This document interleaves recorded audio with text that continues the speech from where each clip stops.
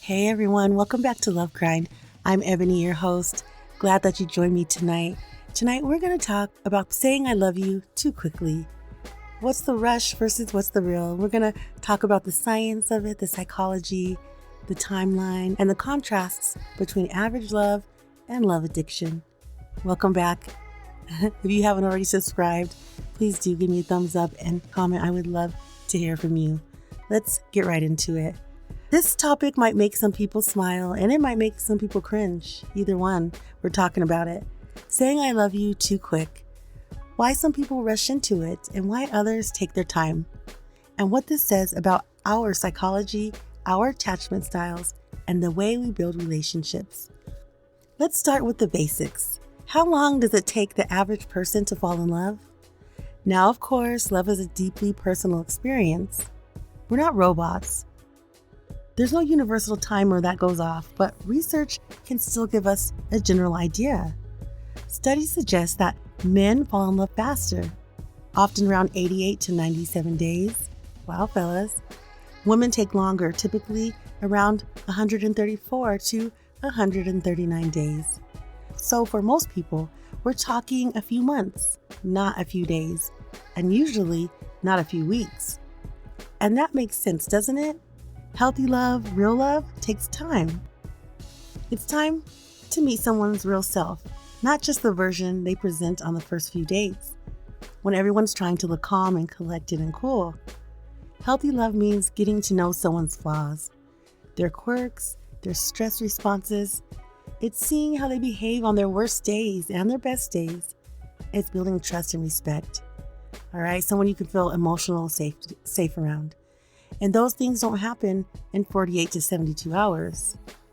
The average person moves through the stages of connection in waves: curiosity, interest, comfort, affection, vulnerability, commitment, and only after that, all of that, love. Not to say it's impossible to feel something early on. Of course it is. We're humans. We're biologically wired to bond. But genuine love? That's a slow-cooked meal, not fast food. Let's talk about the experience of the love addict. It's a very different experience. The experience of someone with love addiction, and to be clear, love addiction is not a clinical mental illness. You won't find it as a diagnosis in the DSM, but it is a recognized behavioral pattern, and it's very real for the people who live it. A love addict doesn't fall into love, they plunge into it. Headfirst, instantly. Sometimes after the first date. Sometimes after the first conversation. Sometimes after the very first look. To them, it feels like, I just know. I've never felt like this before. This must be fate. And this is my soulmate. But what's actually happening is emotional intensity, not intimacy. What they're really experiencing, a biochemical surge, a dopamine high, that jumpy, ecstatic, euphoric feeling that says, finally someone is giving me attention. Finally, someone is choosing me. Finally, I feel alive.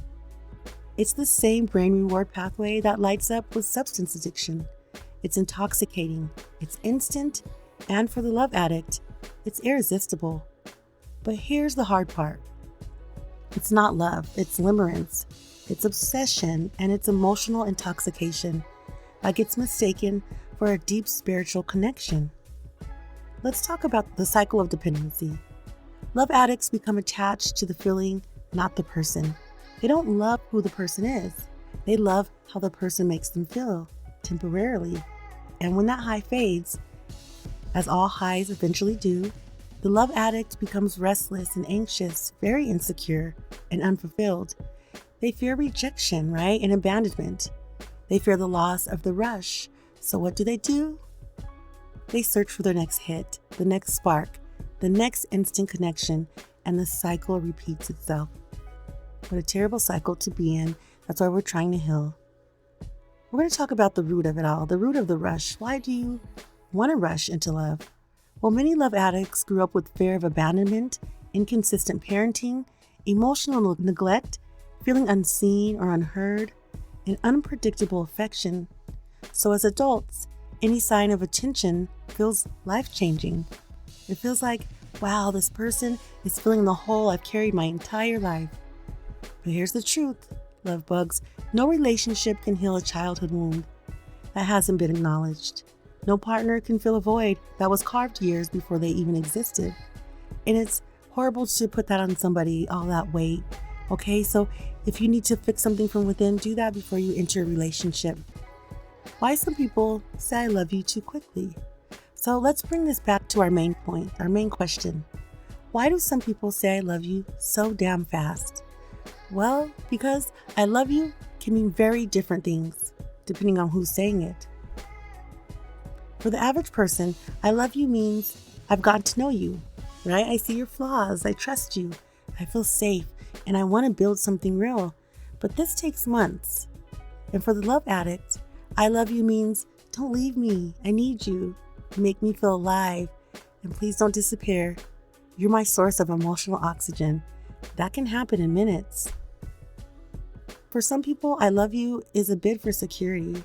It's a magical phrase they hope will lock the relationship into place, stop the other person from leaving, reassure them emotionally, but it doesn't work that way.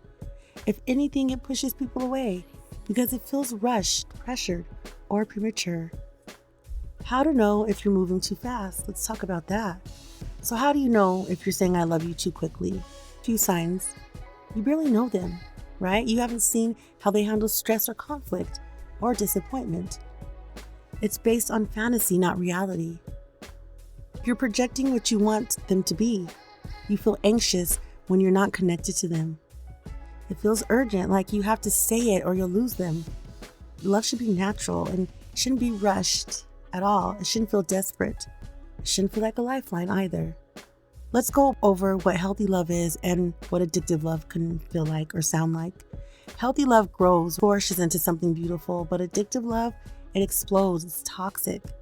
Healthy love requires time and energy and effort, but addictive love, it demands and it's intense right off the bat.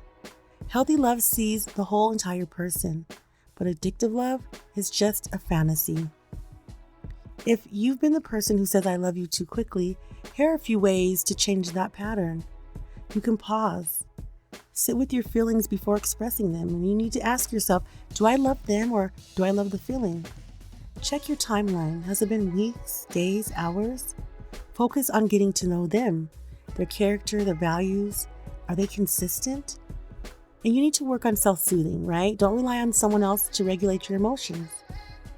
Reflect on your attachment style. It could be old wounds asking to be healed. And there's always a counselor, therapist, or a friend who can help you start to heal. The truth is, there's no perfect timeline for love. No magic day, no set of numbers or dates.